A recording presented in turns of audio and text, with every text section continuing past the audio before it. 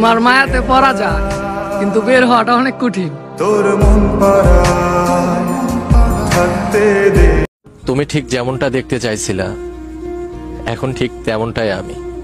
এখন আর তোমাকে হারানোর ভয়ে ছোট মানুষের মতো কান্না করি না, কারণ আমি দেরিতে হলেও বুঝতে পারছি তুমি কোনোদিন আমার ছিলে না। আপনার কেমন লাগে আমি জানি না, কিন্তু আপনাকে অনলাইন দেখলে আমার ভিতরটা ফেটে যায় আপনার সাথে একটু কথা বলার জন্য। পাগলের মতো চিৎকার করে কান্না করছি তোমার জন্য, আমার সারা জীবন মনে থাকবে।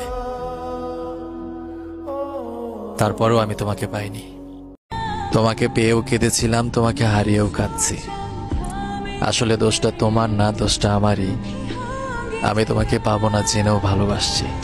আস্তে আস্তে সবকিছু হারিয়ে যাচ্ছে, হারিয়ে যাচ্ছে আমার হাসি, আনন্দ, ভালো লাগা, বিশ্বাস। আগে তো একাকিত্ব দেখে ভয় লাগতো, এখন তো মনে হয় একাকিত্বর মধ্যেই শান্তি। আমি চুপ করে আছি কারণ আমি আমার আল্লাহকে বিশ্বাস করি, আর আমার বিশ্বাস আমার সাথে ঘটে যাওয়া প্রত্যেকটা অন্যায়ের বিচার আমার খোদা অবশ্যই একদিন করবে।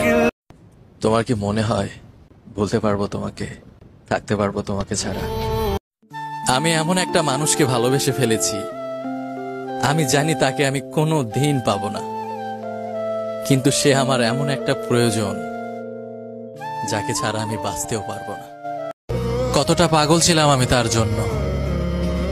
সে আমাকে বারবার ইগনোর করত, আর আমি বেহায়ের মতো তাকে বারবার মেসেজ করতাম। অল্প সময়ে যে সবচেয়ে বেশি আপন হয়ে যায়, মানুষ তার কাছ থেকেই সবচেয়ে বড় আঘাত পায়। আপনি তো শুধু ব্যস্ততার অজুহাত দিতে পারেন, অপেক্ষার প্রহর যে কতখানি কষ্টের সেটা তো শুধু সেই জানে যে কারো জন্য অপেক্ষা করে। আমরা যাকে সম্মান করি তারা আমাদেরকে সস্তা মনে করে, আর আমরা যাকে অনেক ভালোবাসি তারা আমাদেরকে বোকা মনে করে। শুধু ভুলটাই বুঝলে, আমাকে বুঝলে না।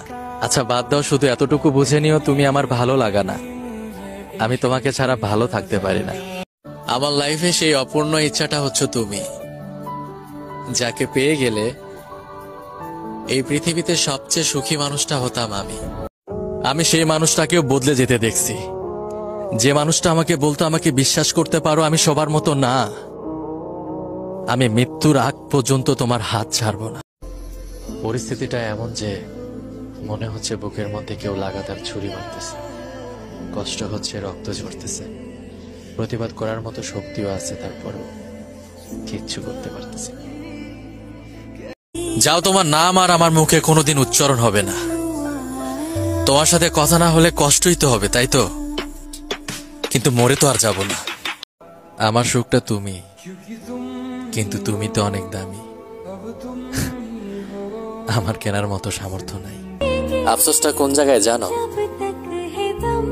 তুমি কখনো জানতেই পারলে না কতটা ভালো আমি তোমাকে বেসেছিলাম।